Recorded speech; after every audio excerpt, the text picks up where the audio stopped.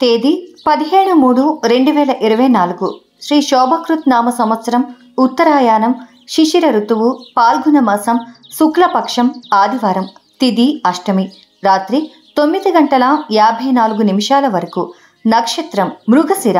సాయంత్రం 4:46 వరకు వద్యం రాత్రి 1:39 నుండి 3:22 వరకు దుర్ముహూర్తం సాయంత్రం 4:37 నుండి 5:25 వరకు శుభ సమయం ఉదయం 7:44 నుండి మధ్యాహ్నం 9:23 వరకు।